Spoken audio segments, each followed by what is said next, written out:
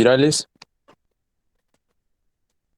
eh, han hablado de infección por herpes. Su compañero ha hecho un resumen de infecciones por virus del papiloma humano y quedaba pendiente hoy día hablar sobre infecciones por poxvirus, ¿no es cierto? A ver, vamos a continuar y luego yo hablo un poco de infecciones micóticas, ¿puede ser? ¿Así estamos? Ya, listo.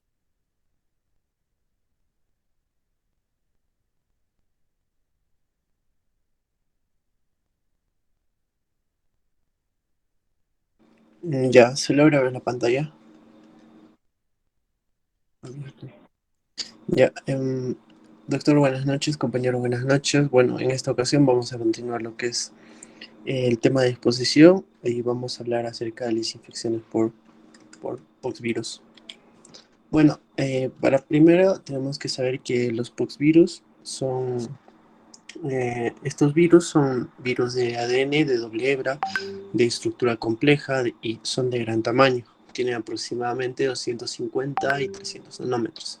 Y son de replicación citoplasmática, es una de las características, ¿no? Eh, Generalmente el hombre puede ser huésped de tres clases de postvirus, porque si hablamos de postvirus son muchas, ¿no? Entre ellas las cuales algunas son huéspedes principales el hombre y otras pueden ser incluso los animales, que lo voy a explicar más luego. Eh, bueno, el hombre es susceptible a estas tres clases, ¿no? Entre ellos tenemos al ortopoxvirus, o también conocido como virus de la viruela y de la vacuna, que se ha erradicado, el último caso detectado en el año 1979. De entre también tenemos a lo que es al parapoxivirus o virus del ORF y el nódulo de los leñadores, y finalmente el virus del molusco contagioso, ¿no? Eh, Básicamente el contagio de estos tres tipos pueden ser ya sea por contacto directo, esto puede ser entre individuo hacia otro individuo, y en algunos casos, como ocurrió en el caso de la viruela, fue por diseminación en gotas. Bueno, acá podemos ver en este cuadro lo que son los ortopoxivirus. El principal le tenemos a la viruela. Dentro de los parapoxivirus tenemos al ORF, también tenemos a lo que es el nódulo de los ordenadores y el molusco contagioso, ¿no? Entonces vamos a repasar estos tres tipos. Bueno, primero para saber un poco acerca de la fisiopatología, tenemos que conocer que los poxvirus van a codificar un gran número de proteínas que son que estas van a facilitar ya sea su replicación, inclusive su patogenia en el hospedador. Estas proteínas también van a estimular el crecimiento de la célula hospedadora hasta que al final van a provocar una lisis y finalmente la diseminación vírica, ¿no? Para su posterior replicación. Asimismo, el genoma de este virus está caracterizado sobre todo para ayudar a eludir el control inmunitario y también facilitar su diseminación evitando ciertos anticuerpos. Podemos ver ahí en una imagen, podemos ver ahí en esa imagen cómo es la replicación en este caso de un poxvirus, ¿no? En este caso podemos ver del virus de la vacuna, de la viruela. En este caso, como primera imagen, tenemos que el núcleo va a ser liberado en el citoplasma, donde las enzimas del virión inician la transcripción de los genes tempranos. Una enzima llamada desenvoltasa va a codificar por el virus libre del ADN. Las polimerasas víricas van a replicar el genoma y al final se va a producir lo que es una transcripción tardía. El ADN y la proteína que fueron ensamblados van a formar núcleos con su membrana del centro vírico. Una membrana externa va a envolver este núcleo, lo cual va a contener a los cuerpos laterales y las enzimas necesarias para la posterior infección, ¿no? Y finalmente, el virión va a ser exocitado y se libera, o también puede ser por lisis celular. Y ahí también podemos ver cuáles son los mecanismos patogénicos o patógenos por los cuales se replica el virus, ¿no? En primer lugar, tenemos que la viruela, esta se va a iniciar, bueno, anteriormente se conocía que se iniciaba con una infección de las vías respiratorias y estas generalmente se extendían por el sistema linfático y mediante una viremia asociada a células. El molusco contagioso y otros virus generalmente se transmiten por contacto, que posteriormente vamos a hablar de ellos, ¿no? Y el virus puede provocar un estímulo inicial de crecimiento celular y finalmente la lisis celular. El virus también tiene la capacidad de codificar mecanismos de evasión inmunitaria, como ya lo hemos dicho. La inmunidad mediada por células y lo humoral son importantes para la resolución del cuadro y la mayoría de los poxvirus comparten determinantes antigénicos, lo que hace posible la preparación de vacunas atenuadas o seguras a partir de poxvirus animales. Bueno, hablemos ahora acerca del virus de la viruela. Como podemos saber, el virus de la viruela, bueno, como ya se erradicó en el año 1979 con el último caso, pero aún así, yo creo que, bueno, considero que todavía podemos repasar un poco, ¿no? Sobre todo por la lesión característica que tenía esta enfermedad, lo que es el exantema con erupciones múltiples, ¿no? Bueno, en primer lugar tenemos que hablar que las dos variantes de la viruela, ya sea tanto la viruela mayor, tenía una mortalidad de un 15 a un 40%, y también había otra que es la viruela menor, la cual tenía una mortalidad de 1%. Esta enfermedad generalmente iniciaba con una infección de las vías respiratorias y se extendía por el sistema linfático mediante una viremia hacia las células. El hospedador es exclusivamente el humano y también poseía propiedades factibles que facilitaron su erradicación. Dentro de las manifestaciones clínicas podemos ver que la lesión que presentaban los pacientes a nivel de la piel o como manifestación dérmica tenemos lo que es el exantema característico con erupciones múltiples, ¿no? Esto era la última manifestación del caso de la viruela, ya que esto no solo comprometía la piel, sino también comprometía otros órganos, ya que debido a su diseminación por vía linfática. También tenemos lo que es la aparición de los síntomas tras un periodo de incubación entre 5 a 17 días. Estos síntomas eran fatiga, fiebre, cefalea, lumbalgia y malestar general. Ahí podemos ver ahí podemos ver en caso, bueno, pueden ver en la imagen a dos niños, ¿no? Un niño sobre todo que está empezando con la fase de la viruela y el otro niño ya posteriormente con la vacuna, ¿no? O después de haber pasado ya toda la viruela. Esto fue el año 1949, es una fotografía. Bueno, podemos ver ahí en el cuadro superior derecho cómo es que se diseminaba la viruela en el organismo. El virus, sobre todo, penetraba y se replicaba en las vías respiratorias sin provocar síntomas ni contagio. Y así también el virus infectaba a los macrófagos, que estos entraban al sistema linfático y transportan el virus, ya sea hasta los ganglios linfáticos regionales. Y el virus ahí, dentro de los vasos linfáticos, se replicaba e iniciaba la viremia, ¿no? Provocando inclusive grandes infecciones, inclusive llegando a alcanzar al vaso, la médula ósea, los ganglios linfáticos, el hígado y todos los órganos, hasta finalmente llegar a la piel, que era donde se manifestaba a través del exantema, ¿no? Y posterior a ello había otra viremia secundaria, que es la que provocaba la aparición de lesiones adicionales diseminadas en el hospedador, seguidas posterior a la muerte o la recuperación con o sin secuelas, ¿no?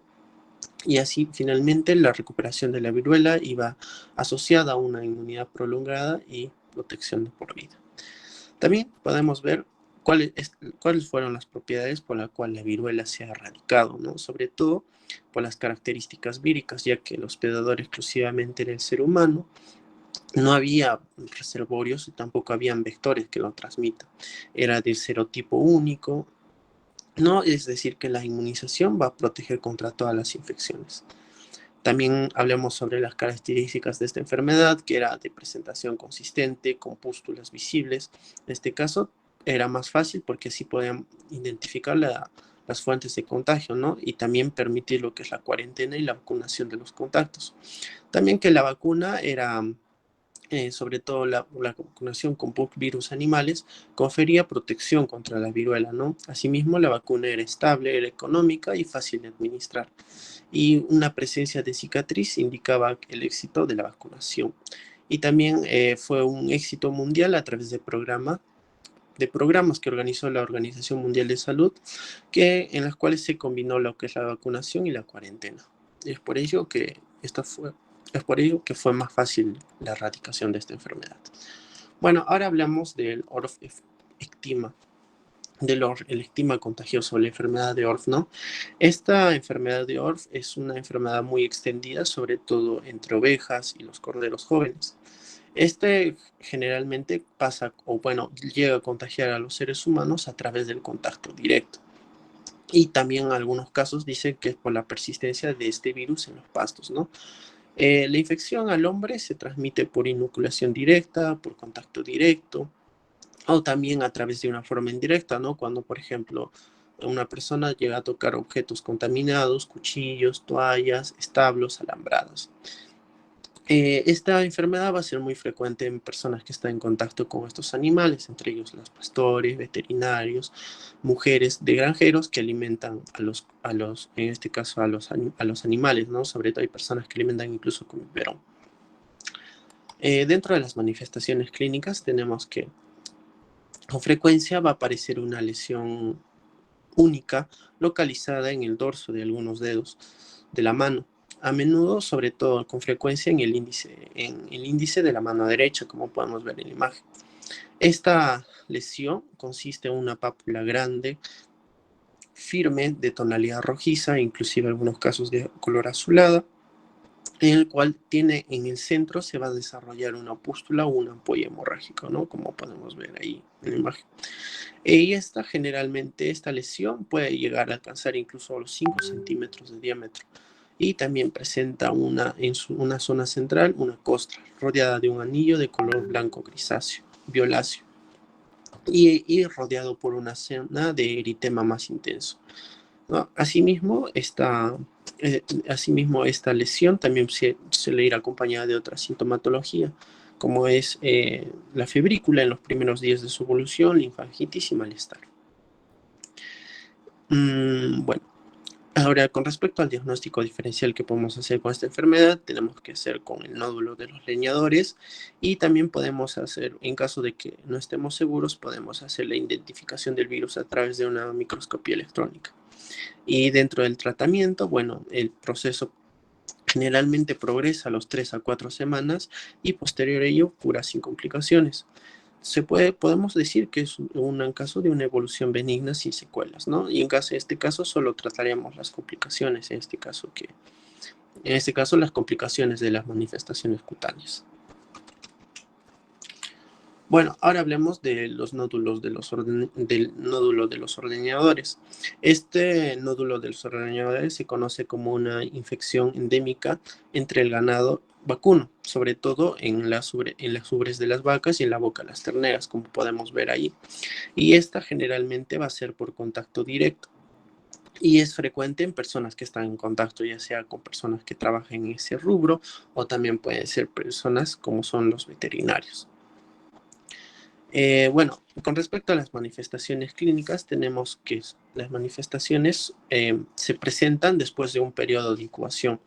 Este periodo de incubación son de 4 a 7 días, en los cuales inician con múltiples lesiones, ¿no? Sobre todo en las manos, en los dedos, y también empiezan con entre unas 2 a 5 pápulas eritematosas que en pocos días van a evolucionar en nódulos rojos violáceos firmes y son dolorosos.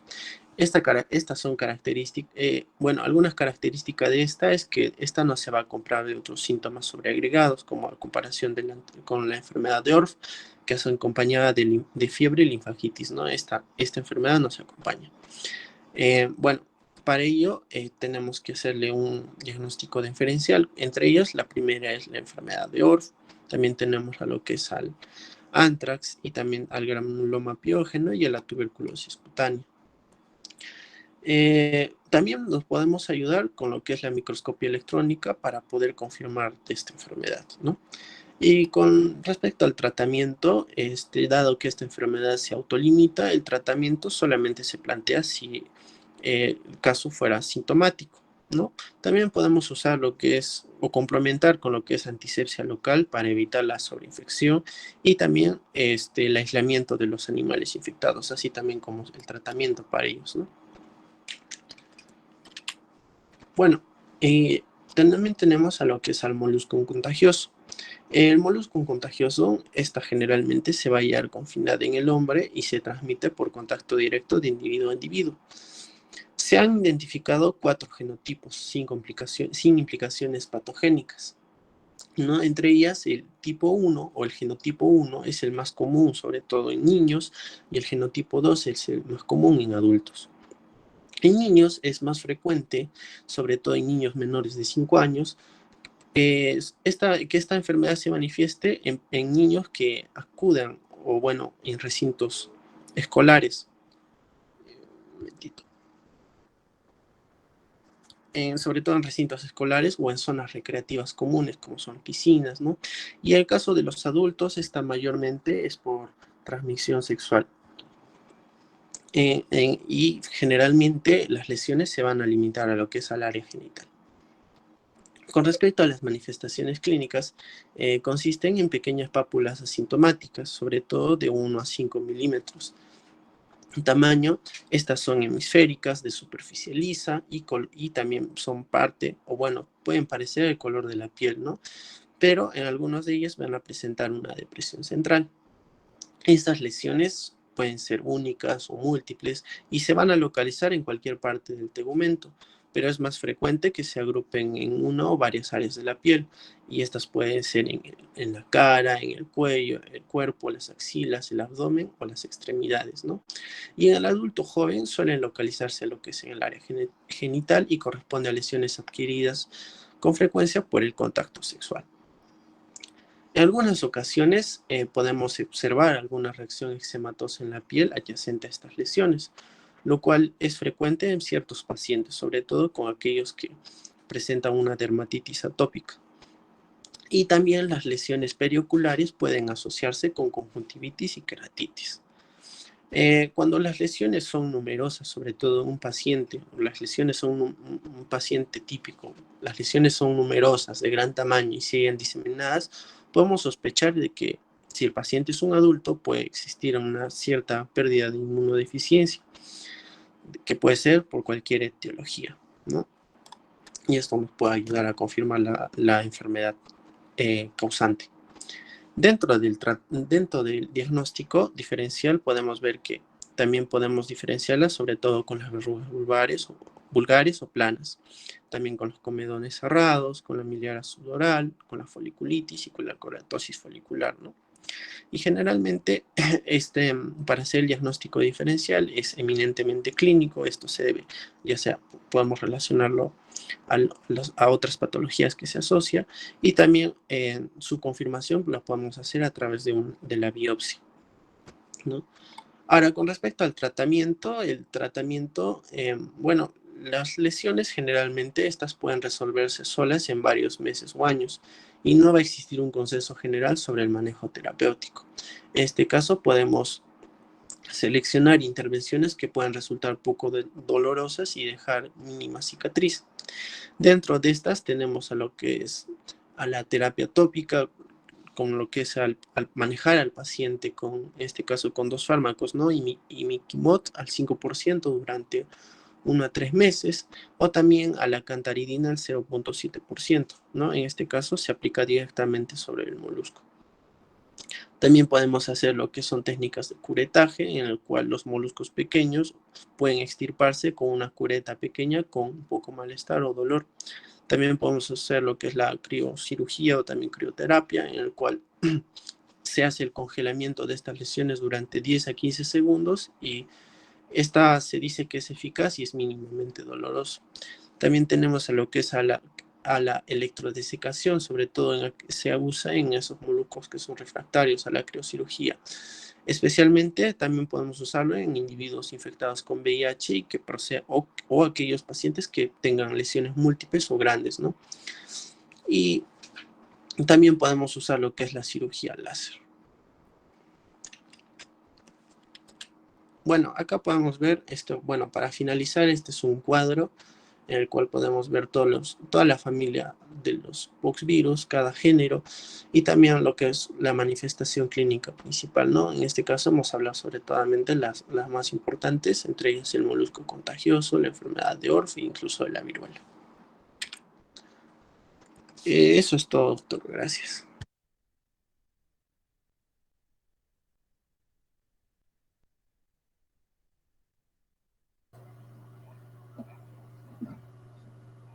Muy bien. Entonces, ya he hecho una revisión de las infecciones virales. Hay que recordar, en primer lugar, no se olviden la infección por virus del herpes humano, que es muy frecuente. Ya hemos hablado durante la exposición de los tipos de herpes que pueden afectar al ser humano. El compañero lo ha hecho muy bien. Ha detallado la prima infección, cómo es en cada caso, cómo viene a ser la reactivación. En algunos casos, el periodo de latencia. Es muy importante recordar las características clínicas de la prima infección de cada uno de estos tipos de virus y herpes, y también la reactivación. ¿Cómo se presenta la reactivación?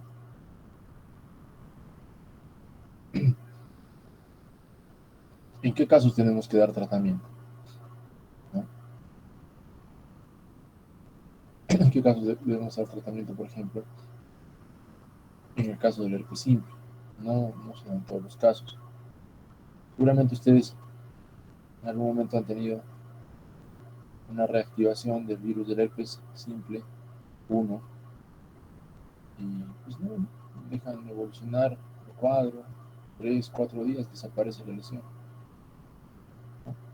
¿En qué casos hay que dar el antiviral? Esas cosas tenemos que ir repasando. Entonces, siguiendo la secuencia de exposiciones, vamos a hablar ahora de las infecciones micóticas superficiales.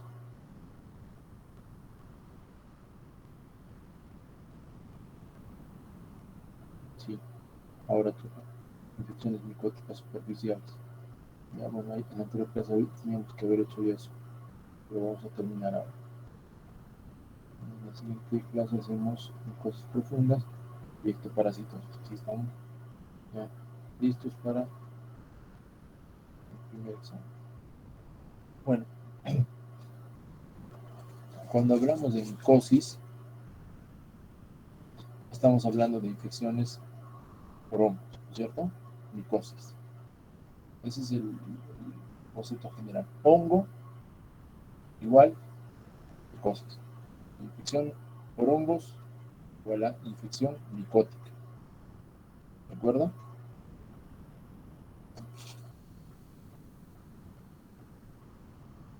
Hay algunos conceptos generales que deben tener ustedes, alumnos. Primero, que puede haber hongos que afectan la capa superficial de la piel. Y segundo, que pueden haber hongos que afectan las capas profundas de la piel. Si el hongo afecta las capas superficiales de la piel, producirán una infección micótica superficial. Si el hongo ataca o es patógeno de las capas profundas de la piel, producirá una infección micótica profunda. ¿De acuerdo? Entonces, en general se habla de infecciones micóticas superficiales y también se habla de infecciones micóticas profundas. Lógicamente, que para que el hongo sea capaz de afectar a la capa superficial de la piel, deberá tener algunas condiciones propias para desarrollar esa patología. Y para que el hongo sea capaz de producir una infección, sea patógeno de las capas profundas de la piel, este deberá tener sus propias características de crecimiento.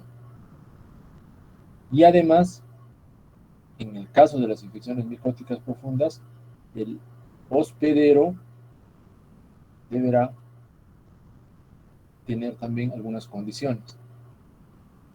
¿Okay? Entonces, infecciones micóticas superficiales, infecciones micóticas profundas. O sea, hay hongos que atacan a la capa superficial y hay hongos que atacan la capa profunda. Eso hay que ver, porque esto es a pesar de ser aparentemente algo sencillo, tiene un truquito para aprender. ¿Ya? Entonces, hoy día vamos a hablar de las infecciones micóticas superficiales. Vamos a hablar de los hongos que afectan la capa superficial de la piel. ¿Cuáles son las capas superficiales de la piel? ¿O cuál es la capa superficial de la piel? A ver,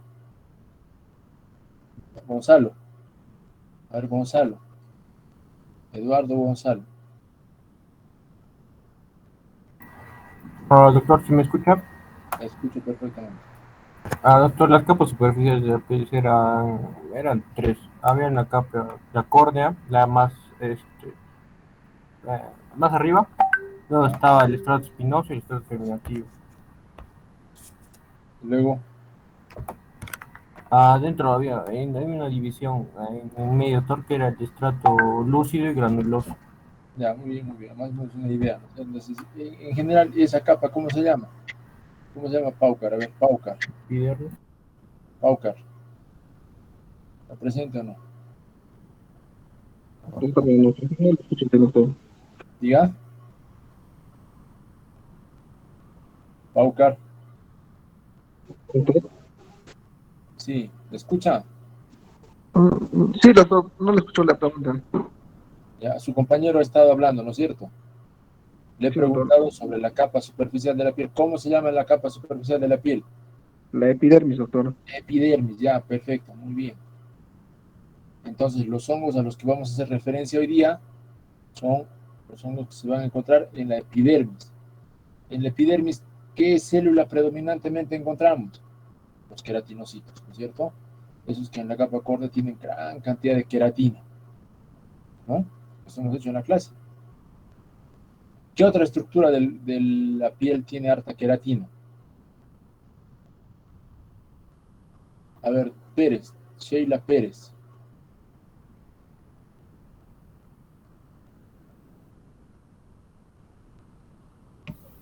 Doctor, Sí, le ¿me puedo pregunto. repetir la pregunta? Mi internet no está tan fluido, no le escuché muy bien. ¿Qué otra estructura de la piel tiene abundante queratina, aparte de la capa córnea?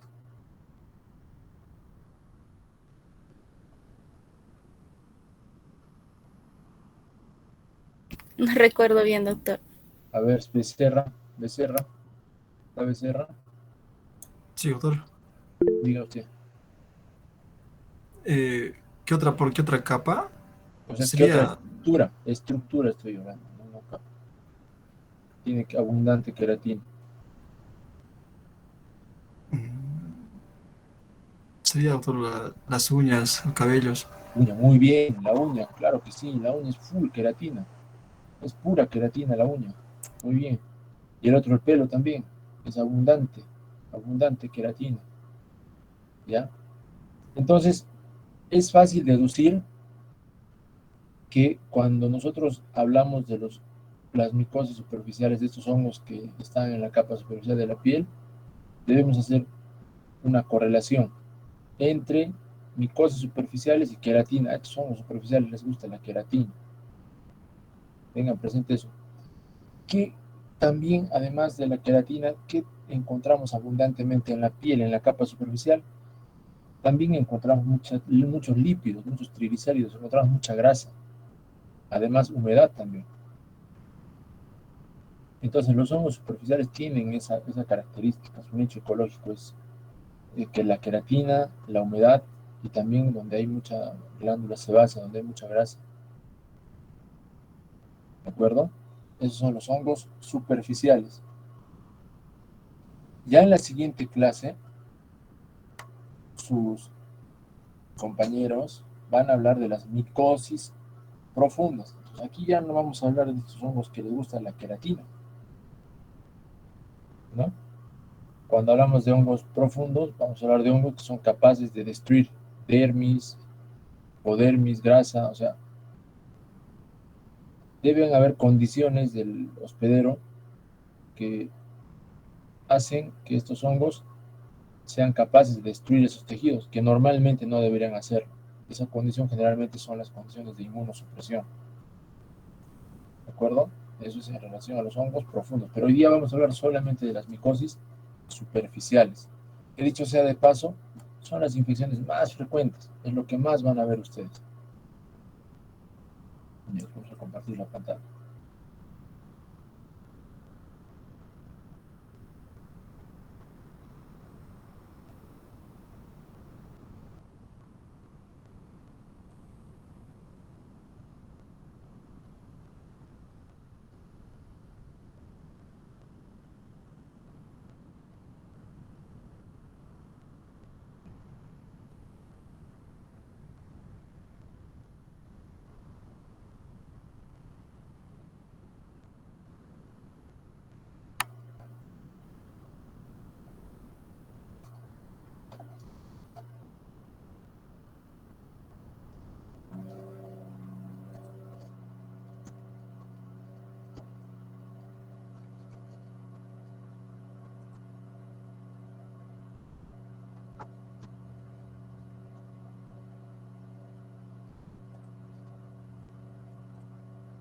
Bien. Siempre presento la imagen de la piel antes para recordar la estructura y podamos ubicarnos. ¿Ya? Podemos deducir algunas cosas. En la capa superficial, especialmente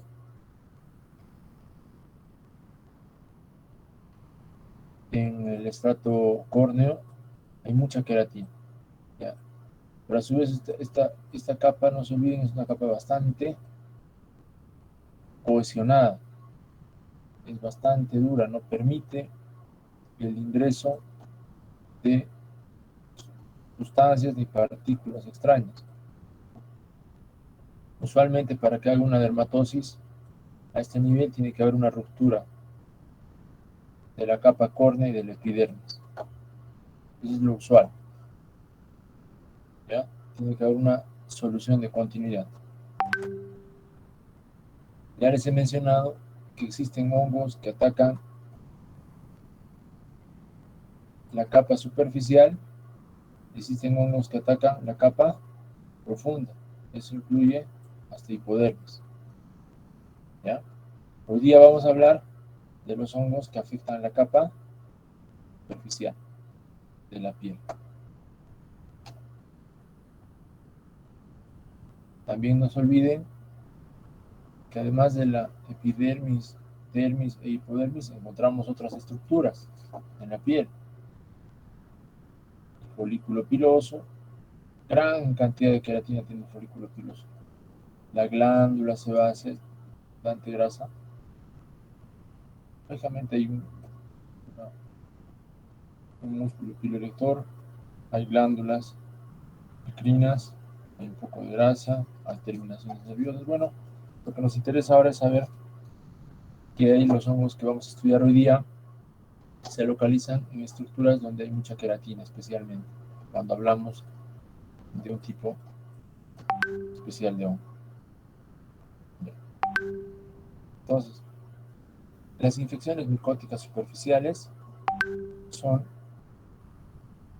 infecciones, valga la redundancia, que son producidas por algunos grupos de hongos que son patógenos en el hombre y que invaden eso, estructuras queratinizadas.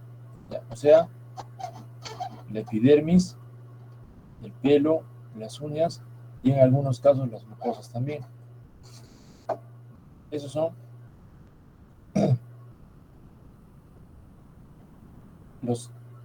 los hongos que afectan estas estructuras y se les denomina micosas superficiales. ¿Ya? Cuando hablamos de los hongos, hay que recordar siempre que existen dos tipos de hongos. Los levaduriformes y los filamentosos. Esos también son conceptos básicos. ¿Ya? Y lógicamente también existen los dimórficos. Dimórficos, o sea que a veces sí son levaduras y a veces, o en un momento se hacen filamentos. ¿Ya? Dos. Es una ambigüedad acá. Levaduriformes, filamentosos. Hay dos tipos de hongos. En general, no solamente cuando hablamos de las micosis superficiales. Cuando hablamos de las micosis profundas, también nos referimos a hongos levaduriformes y hongos filamentosos. Ese es un concepto general también. Los hongos filamentosos son así. Miren, parecen ramas de un árbol. ¿Eh? Ramas, miren, se ramifican. Tienen tabiques, divisiones. Miren acá. Es una rama tabicada. Ya, miren, aquí todavía se nota más. Son hongos filamentosos. Así es como se ve en el microscopio óptico. Cuando nosotros pedimos por eso un examen para determinar si en una muestra hay hongo o no, los patólogos o los microbiólogos miran la lámina y verifican si hay estructuras filamentosas o si hay estructuras levaduriformes. Las levaduras son estas, así, pequeñas estructuras esféricas. ¿Eh? Levaduras.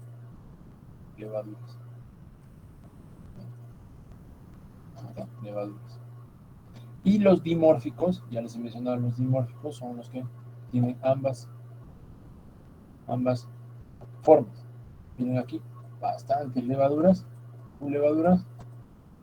en este lado, y por este lado, las ramitas, muchas ramitas. Hongos dimórficos. Muchos hongos, o por no decir la mayoría, son dimórficos. ¿Ya? Levaduras. Y acá, filamentos por este lado y levaduras por este. ¿Ya? Listo. Entonces, cuando hablamos de micosis superficiales, vamos a referirnos a tres patologías especialmente. Las dermatofitosis, no confundan con dermatomicosis, que suena más o menos parecido, pero no. Dermatomicosis es el concepto general. Puede ser una dermatomicosis superficial o una dermatomicosis profunda. Pero cuando hablamos de dermatofitosis, acá, dermatofitosis, nos vamos a referir a un grupo de enfermedades específicas. Además, vamos a tener a las pitiriasis y también vamos a atender a las candidiasis. Ya, son tres grupos de enfermedades que están dentro del grupo de las micosis superficiales. Las dermatofitosis, las pitiriasis y las candidiasis. ¿Ya? Esas tres vamos a ver ahora. Entonces, las dermatofitosis, no se olviden esto, dermatofitosis, hace referencia a un grupo de hongos filamentosos que pueden ser patógenos para el hombre, pero también para los animales, ¿ya? Esos son los dermatofitos. Los dermatofitos son estructuras micóticas que producen dermatofitosis, ¿ya? Dermatofitosis. Es como decir las candidiasis. ¿Cuáles son las candidiasis? Son un grupo de enfermedades que son producidas por el hongo cándida, pero que hay varios tipos de cándida. La cándida produce candidiasis cutánea. ¿Ya? Pues primero vamos a hablar de este grupo de enfermedades. Dermatofitosis, producidas por dermatofitos. ¿Y qué son los dermatofitos? Son hongos filamentosos, ¿ya? Que son patógenos en el hombre, ¿ya? Les he mencionado que en general estos hongos superficiales tienen afinidad por la queratina. Y estos dermatofitos no son la excepción. Ya. Al tener afinidad por la queratina se les llama queratinofílico. Bueno, son cuestiones elementales, ¿no? Pero a veces esas cosas tan simples hay que explicar. Ojo, hay mucha queratina en capa córnea y pelos, ¿no es cierto? Ahora vamos a preguntar acá a un alumno.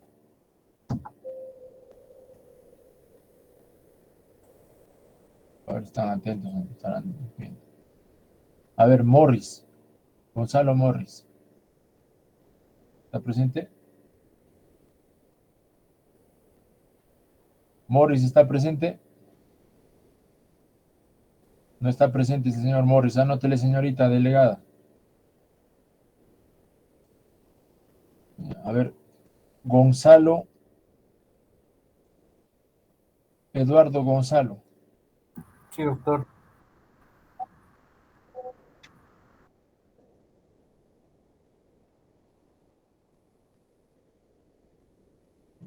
A ver. Se supone que para la clase están con micro activo, ¿no? Vamos a escribir a Lucero Hanky. A ver, Lucero Hanky, ¿está presente? Presente, doctor. Ya, eso es, mira, Hanky. Estamos mencionando que estos hongos dermatofitos, a los que estamos haciendo referencia en primer lugar, les gusta la queratina, ¿no es cierto? Les gusta la queratina, hablando de manera sencilla. Entonces, estos hongos serán capaces de afectar a la mucosa oral o genital.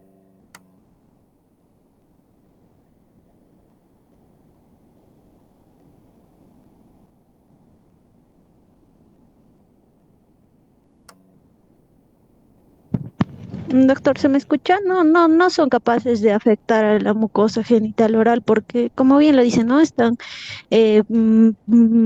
para otros, ¿no? No, pues no, a ver, ¿cuál es otra explicación? ¿Cuál es la respuesta? Sheila Pérez, a ver.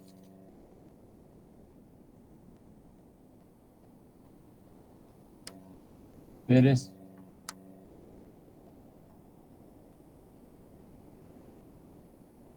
Pérez, tampoco delegada. Anote. Doctor, sí estoy. Disculpe, mi internet está medio mal. No sé, casi no le escucho muy bien. Pero ¿por qué no? Entonces, yo no entiendo, ¿para qué están en la clase si no escuchan? La pérdida de tiempo. Perdón, doctor. A ver. Vamos a preguntar acá. Zulca Puma. Ya. ¿Por qué no es capaz este hongo dermatofito de afectar mucosas? Ya está, esa es la respuesta correcta. No hay capa córnea en la mucosa. No hay capa córnea. Las mucosas tienen desde la capa de transición nada más, o hasta la capa espinosa. Pues no es capaz de sobrevivir en esta estructura. Tampoco hay pelos, lógicamente, en la mucosa. Entonces, estos dermatofitos solamente afectarán a estructuras donde tenemos hasta capa córnea. ¿De acuerdo? Ya. Entonces, los dermatofitos se dividen en tres grupos grandes. Los tricofitum, los tricofitum,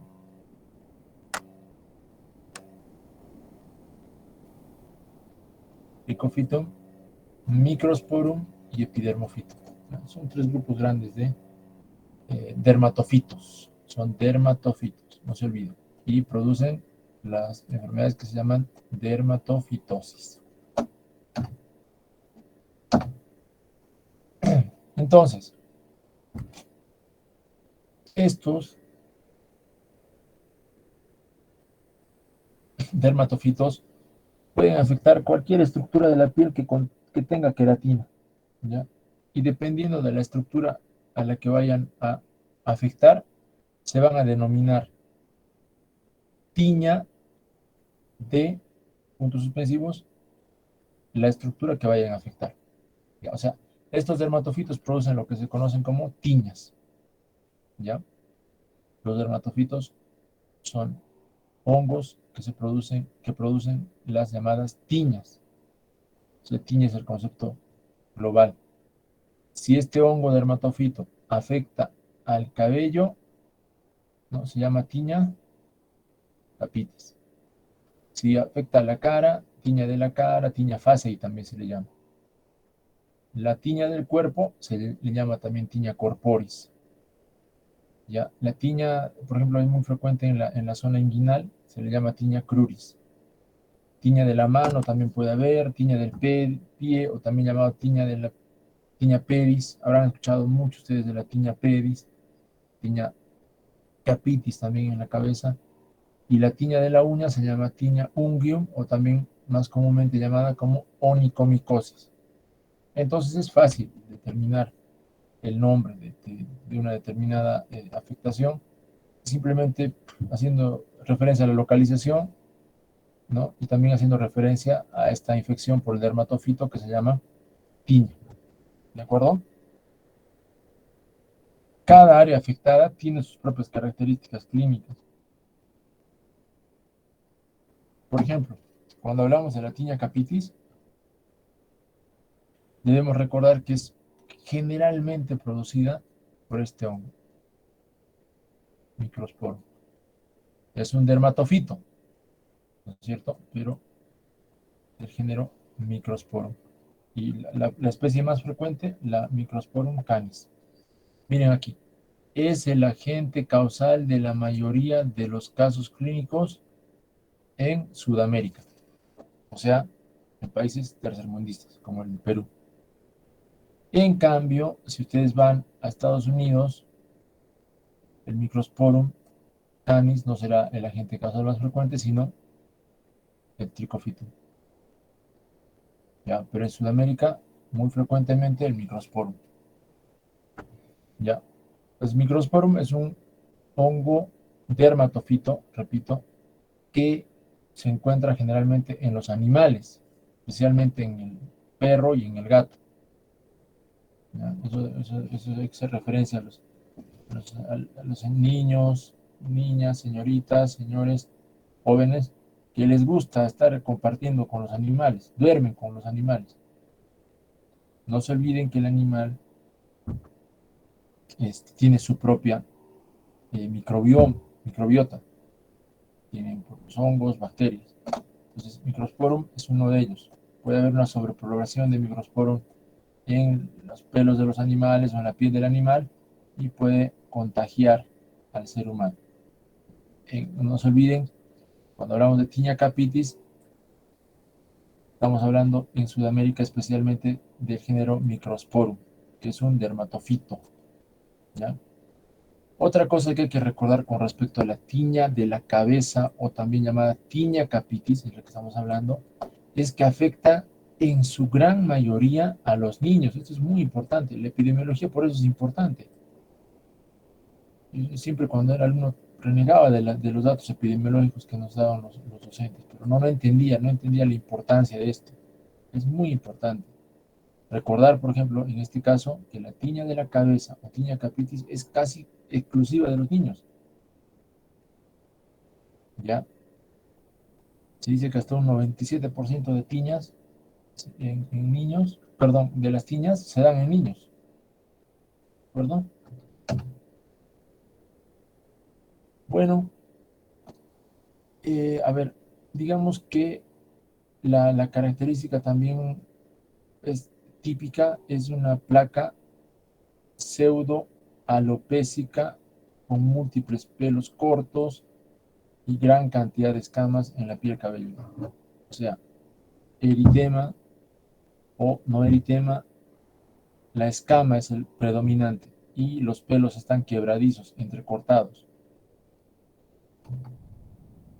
Otra cosa que en la tiña de la cabeza, la infección por este hongo puede ser de naturaleza no inflamatoria o inflamatoria. Digamos que empieza en esta forma, ¿ya? Y puede evolucionar a esta forma. Puede ser primero solamente escama y pelos quebradizos y luego ya se puede convertir en una placa roja, purulenta, ¿ya? Vendría a ser lo que se conoce como tiña inflamatoria. Pero pues una imagen vale más que 1000 palabras, ¿no? Es importante, por eso las clases presenciales, la práctica en el hospital. Es cierto, la foto puede estar algo buena, pero ver es otra cosa. Bueno, intentando describir esta imagen, aquí vemos ahí está, un parche alopésico. Hay una zona donde no hay mucho cabello. No digo alopésica completa porque todavía hay algunos cabellitos que están entrecortados. Miren cómo se han entrecortado los cabellos aquí. Además, como hemos visto en la diapositiva, encontramos escama. Esas cosas blanquitas son escama. O también la pueden llamar caspa. Parecido a la caspa, es escamación.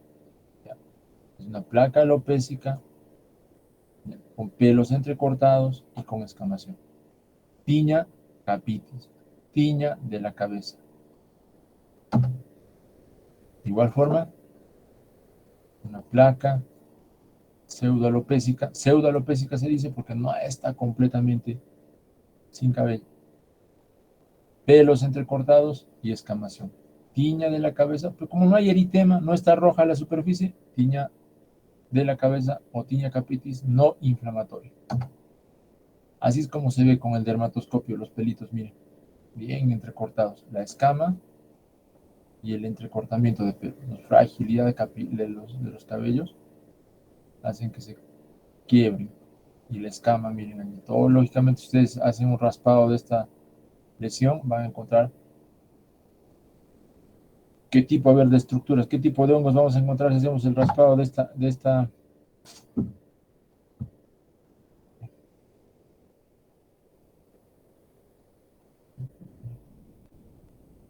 Porque ya sé que se duermen en la clase.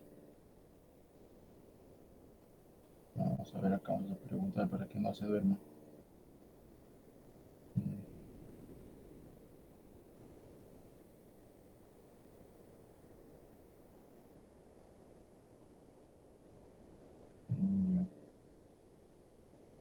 Excelente imagen. A ver, ¿dónde está acá? Diana Condori, a ver, Diana Condori. ¿Me escucha? Sí, Diana doctor, Condori. sí lo Ya, escucho, Diana doctor. Condori, ya. A ver, acá y mira este escama. Entonces, cuando nosotros queremos verificar si esta escamación es producida por hongos, lo que se hace es un raspadito, un raspado así, tal cual suena. Se raspa, esas sus partículas escamativas se posan sobre una lámina de portaobjetos, se usa una sustancia que se llama hidróxido de potasio y por 10 minutos y se lleva al microscopio. ¿Qué tipo de levaduras vamos a ver aquí? Mm, Perdón, ¿qué tipo de hongos? ¿Levaduras o filamentos? doctor, sería filamentos. Filamentos. Ya hemos dicho que los dermatofitos son filamentos. También se llaman hifas a los filamentos, hifas. Generalmente cuando le mandamos al laboratorio una orden de revisión, de examen directo de estas escamas, nos reportan como hifas, que quiere decir filamentos. ¿Ya? Miren aquí la cosa un poquito más fea ya. Igual hay una placa pseudoalopésica, lógicamente la cabeza de un niño, eso también tengan presente siempre, la epidemiología. Vemos ya mucho eritema, ¿no?, en la base de esta placa pseudoalopésica. Vemos mayor cantidad de escamas, vemos una secreción ya mielicérica, ¿cierto? Una secreción mielicérica amarillenta. Entonces, si estamos frente a una tiña inflamatoria, ya lógicamente la infección se está profundizando. También están los clásicos pelos entrecortados. Así es como queda, mire, sana la infección micótica y deja una zona alopésica. ¿Ok? Aquí, en esta imagen, ¿podemos ver infección micótica o no? No, porque no hay escama, los pelos ya se están regenerando ya. O sea, esta es la evolución de este cuadro. Una infección por dermatofito llamada tiña capitis que ha sido tratada, deja esta secuela. Pero para que deje esta secuela, tiene que ser una tiña profunda, una tiña inflamatoria. Debe irse a la base de los folículos pilosos. Cuando solamente es así, superficial, no deja cicatriz. Esto sana inmediatamente, cuando no hay mucha inflamación. Pues hay tiña de la cabeza inflamatoria, tiña no inflamatoria. La tiña inflamatoria puede dejar una alopecia definitiva y la tiña no inflamatoria no suele dejar alopecia definitiva. Si crece el cabello normal, todo se soluciona. Miren, piel cabelluda, y aquí ya vemos, miren estos pequeños puntos, esos puntos que pareciera que contienen pus. En esta imagen también se ve que ya en esta área afectada hay como una elevación. Esto es lo que se llama como querion de Celso. Hay los pelos entrecortados. Si ustedes presionan en este área central, ustedes presionan con el dedo, lógicamente con guantes, en esta área, van a ver que por esos puntos amarillentos va a drenar contenido purulento, como si fuera una espumadera, como si fuera un colador. Entonces, a este tipo de tiña se le conoce como querion de Celso. Querion de Celso es una tiña ya que compromete la base del folículo piloso. ¿Ya? Si bien es cierto, yo les he mencionado que esta micosis es una micosis superficial, y como dice el doctor, que esta tiña, este querion de Celso es algo profundo, entonces nos está confundiendo este profesor, este doctor. No, acá hago referencia todavía a esto, ¿no? El hongo primero estaba por aquí, con la queratina, luego ha ido afectando la queratina del cabello y ha ido penetrando hasta la base del pelo. Aquí no deja de haber queratina, todavía hay. Entonces, ya cuando el hongo se ha metido aquí adentro, lógicamente el fenómeno inflamatorio es pues mucho mayor inflamación, porque ya el hongo está, digamos, sobrecreciendo en un área ya donde el fenómeno inflamatorio va a ser mayor. Es diferente que el hongo se encuentre solamente en esta área. ¿De acuerdo?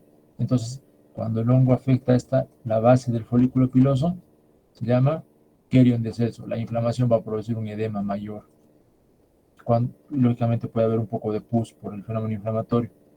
Y si ustedes aplastan, ese pus va a drenar por este huequito. Eso se llama signo de la espumadera. Acá tenemos querion de Celso. Otra imagen también. Querion de Celso. Una placa mayor, lesiones pustulosas, zonas totalmente alopécicas ya. Entonces, esto es frecuente, jóvenes. Van a ver bien frecuente en el campo esto, cuando vayan a hacer su serum. Cuando vayan a hacer su serum es muy frecuente esto. Noten ese característico drenaje de pus por la salida de los folículos pilosos. Eso quiere decir que la base, el infundíbulo piloso está afectado. ¿Cómo se llama esto? Querion de Celso. Este es justo de la mañana, lo he visto ahora. Una tiña capitis, pero no inflamatoria, ¿no? Escama, pelos entrecortados, pero en este caso ya en varias áreas. Lógicamente, como les mencioné, es la cabeza de un niño. Eso es para que recuerden que la tiña capitis afecta en su mayoría a los niños, muy frecuente en los niños. Muy bien.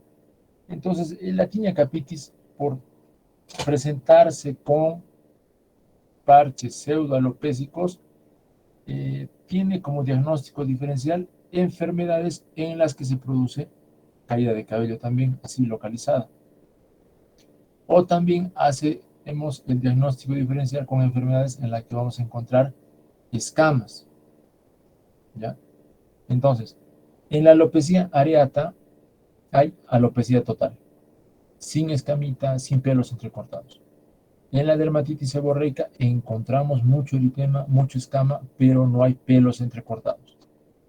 La tricotilomanía es un cuadro psiquiátrico por el que el paciente tiende a quitarse los cabellos de manera autolesiva, ¿ya? Autolesiva, aunque parezca una cosa increíble. Es frecuente en jóvenes adolescentes, especialmente mujeres, adolescentes, ¿ya? Psoriasis del cuero cabelludo es una enfermedad, bueno, menos frecuente, pero entonces cuando tengamos eritema, escama, acortamiento de pelos, lo primero que tenemos que hacer es pensar, y es en un niño además, lo primero que tenemos que pensar es en una tiña de la cabeza, ¿ya? Luego hay también lo que se conoce como tiña de la cara, ya les dije tiña fácil, tiña fácil. La tiña fácil afecta a cualquier grupo etario, ¿ya? El típico hongo, ¿ya? Son placas eritematosas, serpiginosas, con discreta escamación, y esto es lo más importante en las tiñas del cuerpo: borde definido, papular, vesículo pustuloso. Cuando estos dermatofitos, que son los que producen las tiñas, afectan la piel, tienen como característica una placa bien circunscrita con bordes definidos. ¿Ya? En este caso, miren, acá no es la mejor imagen, les voy a mostrar otra más adelante, pero vean el borde, si se ve bien, yo estoy viendo mi celular perfectamente, miren ese borde definido. Borde definido. Hay un poco de escama. Borde definido. Miren cómo se define en la región facial también. Bien delimitada la infección micótica. Viene por aquí hacia allá. Esa es la característica de las tiñas en el cuerpo, no solamente en la cara, en general en el cuerpo. En la barba también puede haber una inflamación y la afectación es similar a la del cuero cabelludo, pues, pero cuando se afecta generalmente la barba, aparece una tiña inflamatoria tipo Kerium, o sea, hay pústulas así como esta, pero en nivel de la barba. ¿Ya? Tiña del cuerpo. Les mencioné, cuando la tiña afecta a la piel, es una placa bien definida con los bordes activos, elevados. La zona central pareciera que está sanando, que está libre de la enfermedad. Eso es típico en la tiña corporis. Esta es la típica imagen de una tiña. Una placa con bordes elevados, eritematosos y con una área central que aparentemente tiene piel sana. Tiña corporis. Tiña corporis. La tiña de la ingle, es la tiña cruris también se le llama, es aquella que va a afectar, como les mencioné, la zona inguinocrural. Zona inguinocrural afecta más a climas cálidos. No se olviden que este hongo, los hongos dermatofitos, además de tener preferencia por la queratina, desarrollan mucho en la humedad. ¿Ya? Es más frecuente en varones, se transmite por contacto directo, a través de toallas. ¿Ya? Hay una autoinoculación también. Generalmente esto se ve en pacientes jóvenes que tienen hongos en las uñas de los pies.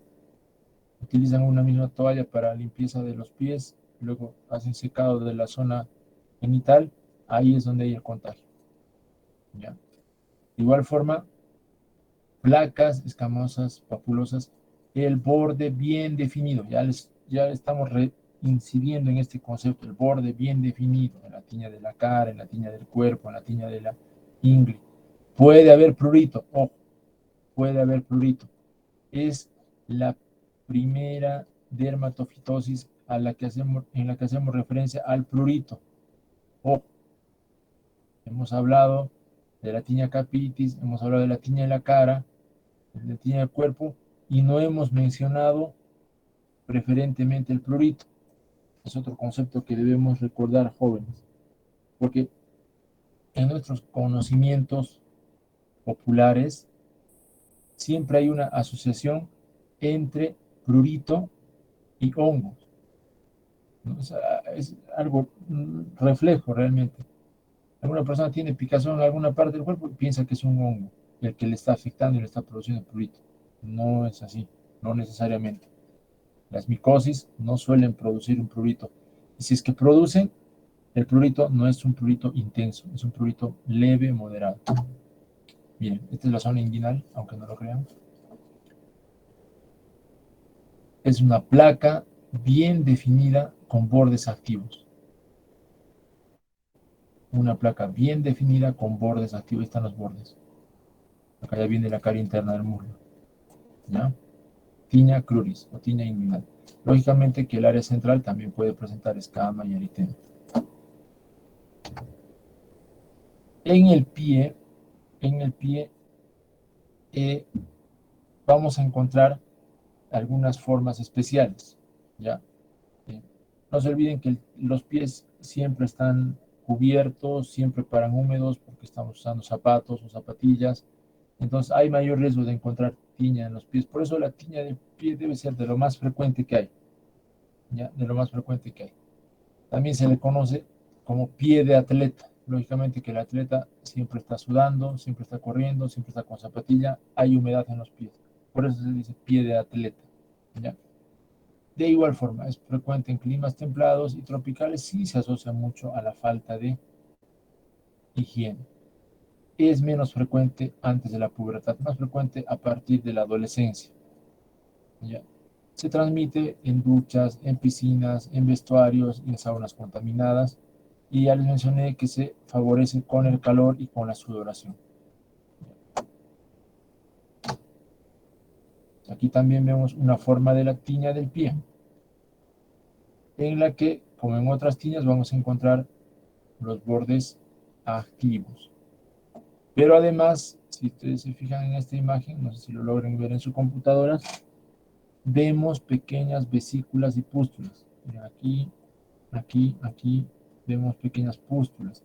Esta es una forma de tiña del pie, se llama tiña dishidrótica. Esta sí produce intenso prurito. La tiña dishidrótica del pie produce mucho picazón. Esta se llama tiña escamativa,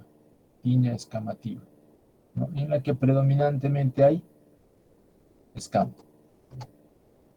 De igual forma, tiña escamativa, pero se va extendiendo a todo el pie y forma una placa, prácticamente como un callo general. En toda la planta encontramos hongos aquí. También se llama tiña en mocasín, tiña pedis en mocasín, como si fuera una plantilla de zapatos. Entonces hay lo que se conoce como tiña interdigital, dishidrótica, hiperqueratósica o mixta, ¿no? Puede haber pacientes que tienen todos los hongos habidos y por haber en las plantas del pie. En la mano hacemos referencia al final porque es también es muy poco frecuente, porque no se olviden que las manos están al aire libre, muchas veces no hay tanta humedad, aseamos permanentemente las manos, entonces no se olviden que la tiña de la mano no es muy frecuente, ¿ya? Va a ser más frecuente en pacientes que tienen actividad con las manos, ¿no? Especialmente en aquellos que tienden a usar guantes. ¿Qué actividades profesionales o técnicas suelen utilizar guantes? Por ejemplo, en pacientes que cocinan, muy frecuentemente veo en electricistas, ¿no? Los que usan permanentemente guantes, los motociclistas también, los que trabajan en las motos, cubren las manos con guantes, se genera mucha humedad y ahí puede haber un sobrecrecimiento de estos dermatofitos, en la tiña de la mano. Miren aquí, por ejemplo, hay ligera escamación, esa es la característica de la tiña de las manos, ligera escamación. No se evidencia pues la clásica placa con bordes definidos. Finalmente, vamos a hablar de la tiña de las uñas, también llamada tiña unguium, tiña unguial o onicomicosis. Esto es frecuente en la edad adulta. Así como decimos que el 97% de las tiñas de la cabeza se presentan en los niños, podemos hacer una referencia similar a la afectación del hongo en las uñas en la población adulta. Es mucho más frecuente en la edad adulta, no se olvide. Si un niño tiene una distrofia, una discromía de las uñas, la primera posibilidad que vamos a plantear no es hongo. En cambio, si un adulto tiene distrofia, deformidad de las uñas en el pie, lo más probable es que se trate de un hongo de las uñas, sin que eso signifique que sea un hallazgo patognomónico.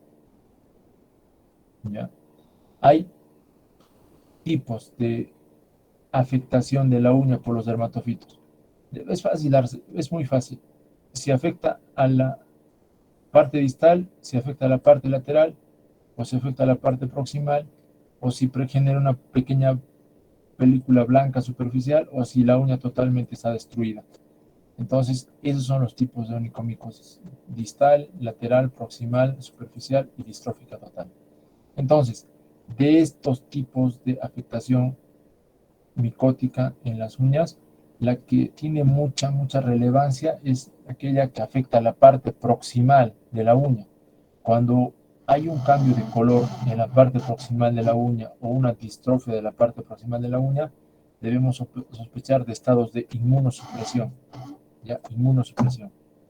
Entonces aquí vemos cambio de color de las uñas en la región distal, onicomicosis distal. Cambio de color en la parte superficial, onicomicosis blanca superficial. Blanca superficial. Onicomicosis blanca superficial, una pequeña coloración blanca o una tenue coloración blanquecina en la parte superficial, no hay destrucción de la uña. Onicomicosis blanca superficial. Aquí miren cómo el hongo afecta la capa proximal, preferentemente, y un poco la capa lateral ya está yendo. Entonces, onicomicosis proximal. Debemos sospechar de inmunosupresión.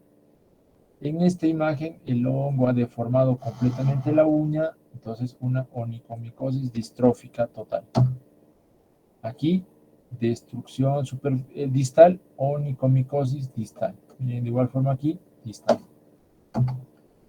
Entonces, para hacer el diagnóstico de cualquiera de estas formas clínicas de dermatofitosis, primero que hay que conocer la clínica y la epidemiología, ¿no es cierto? Si es un niño y tiene lesiones en la cabeza, lo más probable es que se trate de una tiña de la cabeza. Si es un joven y tiene lesiones en la zona inguinal, lo más probable es que se trate de una tiña plural. Entonces, eso es importante, la clínica. No se olviden de la placa eritematosa con bordes circunscritos, bien delimitados, elevados a la periferia. Eso es lo que se conoce como borde activo. Eso es la clínica. Una prueba que nos ayuda mucho, el examen directo con hidróxido de potasio, KOH al 10%. Entonces, eso pedimos en una orden de laboratorio para que pueda ser verificado por un microbiólogo. ¿Ya? No es un examen difícil, es un examen que lo pueden hacer en la posta más lejana del mundo. ¿Ya? El examen directo, donde haya microscopio, lógicamente. ¿Ya? Y el gol estándar es el cultivo, ¿no? Porque en el cultivo ya podemos identificar el tipo de hongo específicamente. ¿En qué consiste el cultivo? Se toma la muestra, se hace la extensión en la solución en el agar Saburó y se deja crecer. Se hace la primera lectura a los 7 días, luego a los 14 días, luego a los 28 días y se identifica al microscopio si ha crecido un hongo y qué tipo de hongo es este. ¿Ya? Y bueno, cada tipo de micosis tiene, eso sí, un tratamiento especial. En el caso, por ejemplo, de la tinea capitis, el tratamiento es con grisofulvina. Generalmente este tratamiento dura hasta 2 meses. Ojo, el tratamiento de la tinea capitis en niños, tengan presente eso. En el caso de la tiña de la barba, que también se considera como una tiña de zona pilosa, hay que dar terbinafina, ¿no? Por 2 meses también, el tratamiento es largo. Repitiendo, esto es repetitivo, miren, terbinafina también, en el caso de la tiña de la cara, hasta 2 semanas. Y doctor, ¿en qué caso se da grisofulvina y en el caso terbinafina? Grisofulvina es el tratamiento de elección en niños y terbinafina es el tratamiento de elección en adultos, ¿ya? Para todas las tiñas en general. En el cuerpo, la terbinafina por vía oral, 1 a 2 semanas. Entonces vamos viendo que la tiña de la cabeza es más difícil de tratar que la tiña del cuerpo, ¿no? En la tiña del pie, 2 semanas de tratamiento, pero aquí agregamos crema al 1% de terbinafina. Entonces, nuevamente repetimos, terbinafina, tratamiento de elección para las dermatofitosis. En la uña, miren cómo vamos alterando aquí el tiempo de tratamiento, cambiando el tiempo de tratamiento. 16 semanas, eso equivale a ¿cuántos meses? Más o menos 4 meses. Y eso, en jóvenes. Si vamos a tratar el hongo de las uñas en un paciente anciano, el tratamiento puede durar hasta 8 meses o un año, porque el crecimiento de las uñas en un anciano es más lento. Y bueno, se va agregando una laca unguial, ¿no? Tópica. Muy bien, entonces hemos visto las dermatofitosis. Un momentito.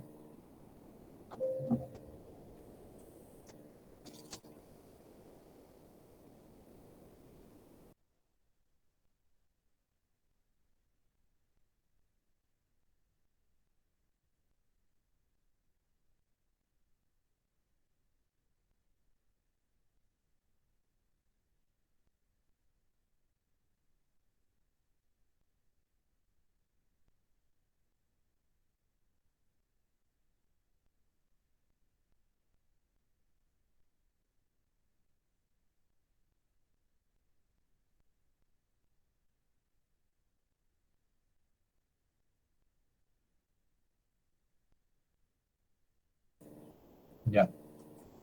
Entonces vamos a pasar a las candidiasis.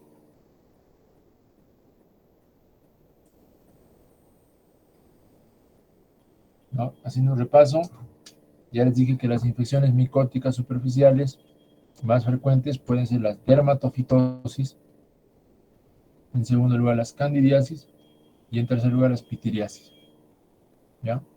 Cuando hemos hablado de dermatofitosis nos hemos referido a los dermatofitos. ¿Ya? Dentro de este grupo encontramos al tricofitum, al microsporum y al epidermofito. Ahora vamos a hablar de las candidiasis, ¿no? Entonces, esto es facilísimo de saber.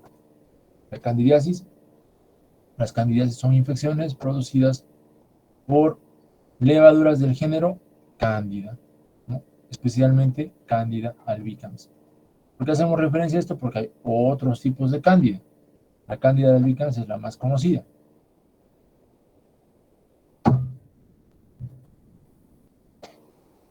Digamos que la cándida es menos frecuente que las candidiasis son menos frecuentes que las tiñas.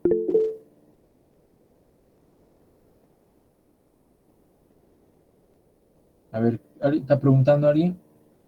Doctor, es que no está presentando su pantalla. Ah, ya ves. Ahora voy a presentar entonces.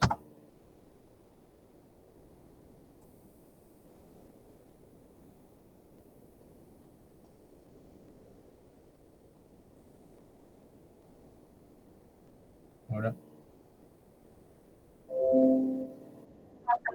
Bien. Entonces, bueno, las candidiasis deben de tener una condición del hospedero para poder desarrollar. Si bien es cierto que cuando hemos tocado el tema de la microbiota normal, ya hemos hecho referencia a las cándida como parte de la microbiota normal en algunos casos, para que se convierta en un patógeno, para que produzca daño, para que produzca clínica, el paciente tiene que estar inmunosuprimido. Eso deben recordar. Y hay algunas condiciones que hacen que candidiasis se reactive. Por ejemplo, los tratamientos antibacterianos. Vamos a ver. El uso de antibióticos altera la microbiota y hace que la infección por cándida se active. ¿Ok? Los inmunosupresores, el embarazo, la obesidad, la diabetes también frecuente. Y lógicamente deficiencias inmunológicas. Así como hemos hecho referencia a las tiñas, tiña capitis, tiña corporis, tiña facie, tiña manum, tiña de la uña, cuando hablamos de candidiasis tenemos que hacer referencia a las candidiasis cutáneas y a las candidiasis mucocutáneas, o sea, a aquellas que afectan a las mucosas. ¿Ya? Las candidiasis cutáneas van a afectar especialmente pliegues, el pliegue interdigital, pliegue submamario, pliegue axilar, pliegue interglúteo, pliegue umbilical. Frecuentemente interdigital, submamario y inguinal. ¿Ya? La candidiasis del área del pañal en los recién nacidos. No se olviden que cándida es un hongo que se encuentra en el tracto intestinal también. Entonces los niñitos, como hacen sus deposiciones y la deposición queda mucho tiempo a veces en el área del pañal, y eso es obviamente humedad, hay proliferación de este hongo en la piel. Es así como se produce la contaminación por cándida en el área del pañal en un niño. ¿Ya? Hay onicomicosis por cándida también. Dicho sea de paso, no es lo más frecuente. Ya les dije que la onicomicosis más frecuente es por la tiña, por la dermatofitos. Y hay lo que se conoce también como paroniquia candidiásica, que es una afectación del pliegue proximal de la uña por cándida albicans o cualquier otra cándida. Entonces son las candidiasis cutáneas. Ahora, las candidiasis que afectan a las mucosas, vamos a encontrar la clásica candidiasis oral, ¿no? Que puede ser membranosa, ulcerada o puede presentarse queilitis también. Y la candidiasis genital, que también es frecuente en mujeres y se manifiesta como la vulvomaginitis, y en el varón se puede presentar como una balanitis candidiásica. Entonces son dos grupos de afectación de cándida.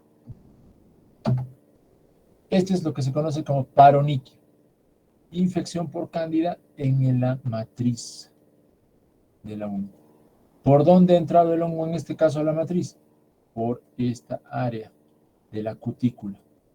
Esto se ve mucho en pacientes que lavan mucho, hay mucha humedad, se debilita la cutícula y al debilitarse hay mayor humedad en esa área, pues prolifera cándida. También se ve muy frecuentemente en las señoritas que se hacen pedicura, retiran la cutícula y al lavarse, al estar en humedad, cándida prolifera a este nivel y produce la paroniquia candidiásica. Todo esto cuando se pone rojo se llama paroniquia candidiásica. Ya les dije que puede afectar cándida los pliegues, especialmente los pliegues interdigitales. Se manifiesta con eritema y vean que aquí no hay bordes definidos, como en la tiña. Los bordes no están muy definidos.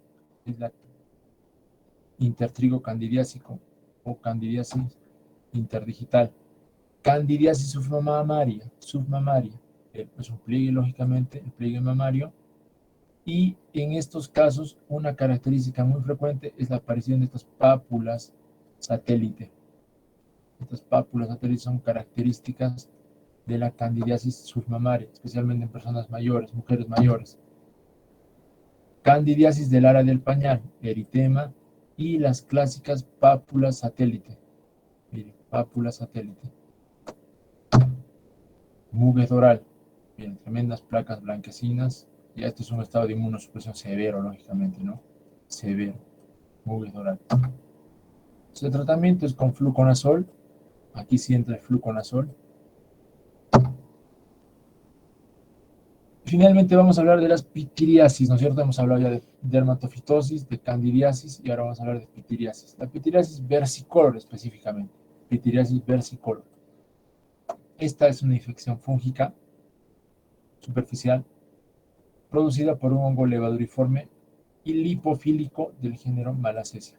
Hemos dicho que los dermatofitos que producen las dermatofitosis son producidas por hongos.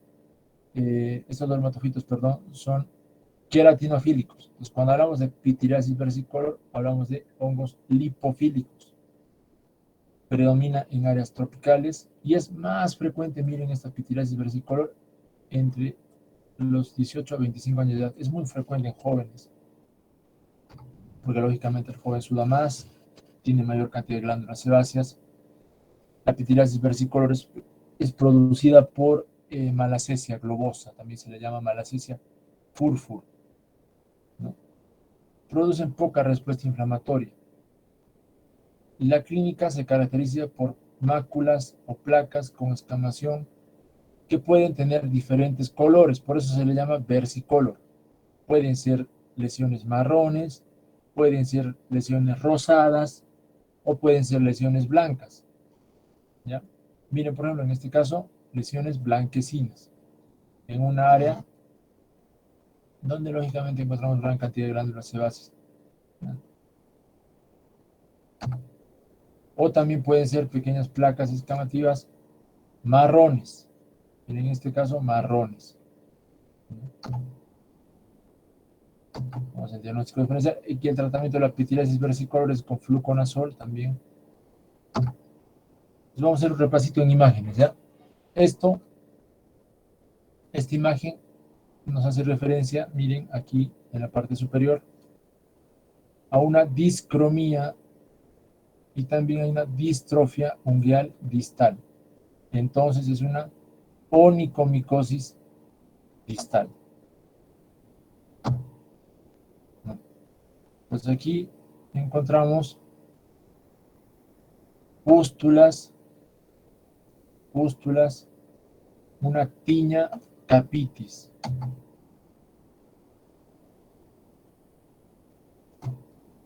Aquí hay distrofia, discromía,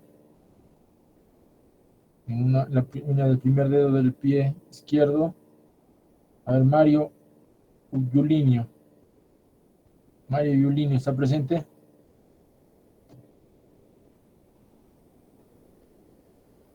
Mario Yulinio, no está presente, señor.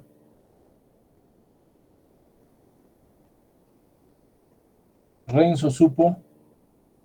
Presente, doctor. A ver, Renzo, con lo que hemos revisado, ¿qué te parece esto? Discromía y distrofia. Distrofia, doctor. Sí, pero ¿qué diagnóstico? Onicomicosis, doctor. Onicomicosis, ¿de qué tipo?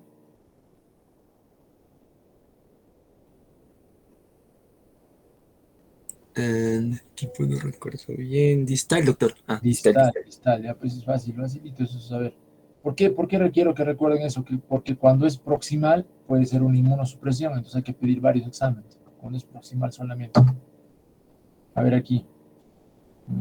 Vargas. Shadir Denis Vargas. Doctor, A escucho. ver, aquí vemos una placa, mira. Una placa eritematosa, ¿no? Y aquí vemos, miren, pequeñas papulitas. En zona. Doctor, sería una tiña inguinal, doctor, sería. Una tiña inguinal sería, una tiña inguinal. Sí, una tiña inguinal. Ajá. Porque también podrías plantar tiña cruris. Pero Sí, mejor tiña planteamos cruris, cándida. claro. Candidiasis inguinal, candidiasis. ¿Por qué? Porque acá tenemos las clásicas pápulas satélite. Esto es más fácil. A ver, Milagros, Laurel. Una tiña capitis. No, tiña capitis, doctor. Tiña capitis, claro. Escama, pelos entrecortados, tremenda tiña capitis. Es lo que se conoce como tiña fábica. Es una forma severa de tiña capitis. A ver, aquí vamos a ver a Robinson Jorge. Presente, doctor. Es una candidiasis del pañal. Perfectamente, candidiasis del pañal. Encontramos eritema y pequeñas papulitas satélite. Esa es la clave diagnóstica, pápula satélite. No es patognomónico, ojo, no es patognomónico, pero es una clave que nos ayuda. Aquí vamos a preguntar a ver a la señorita María Fernanda, que es igual. Sí, doctor. Una candidiasis submamaria, doctor. Candidiasis submamaria es una placa eritematosa con las típicas papulitas satélite. Miren, a toda esa zona. Candidiasis intermamaria. Lógicamente en personas mayores, en mujercitas mayores. Aquí también vamos a ver a Jonathan Williams. Eritema. ¿Diga? Tiña de la piel, doctor. Tiña corporis, en este caso, miren cómo se delimita esta placa. Bien delimitadito está. ¿Ya? Tiña corporis. A ver, miren estas pequeñas placas blanquecinas. En este caso no es un adulto, es un niño. También se puede presentar en niños esta patología. A ver, Alejandra Daniela.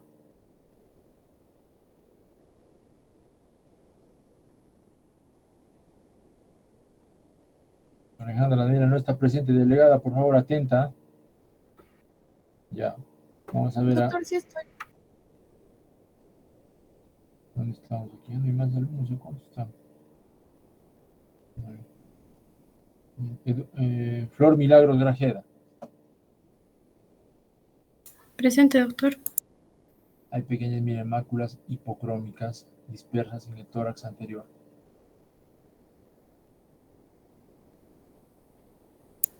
Sería una tiña, doctor. No se olviden que las tiñas son placas grandes de bordes bien activos. Alguien, por favor, alguien que nos ayude. Doctor, una pitiriasis. Pitiriasis versicolor. En este caso, ¿no? Pitiriasis versicolor. Vamos acá.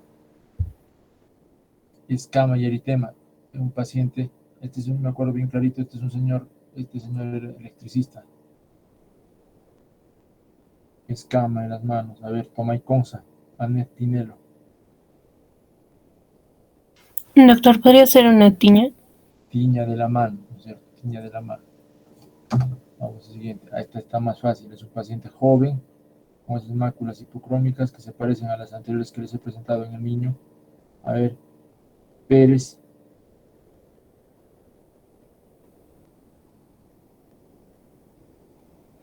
¿Está presente Pérez?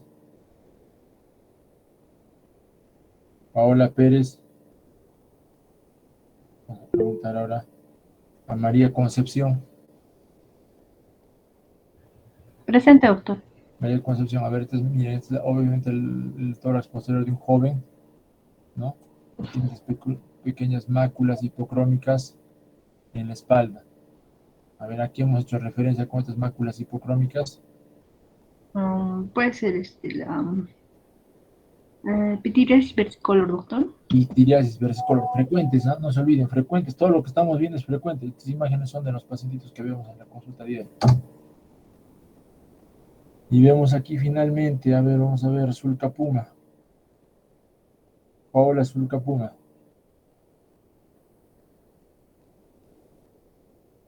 Mira esta lesión, que tiene un borde activo bien delimitado, serpiginoso. Tiña de la cara, muy bien. Entonces, cuando la infección micótica está en el cuerpo, siempre tiene esa característica, un borde serpiginoso activo. ¿Ya?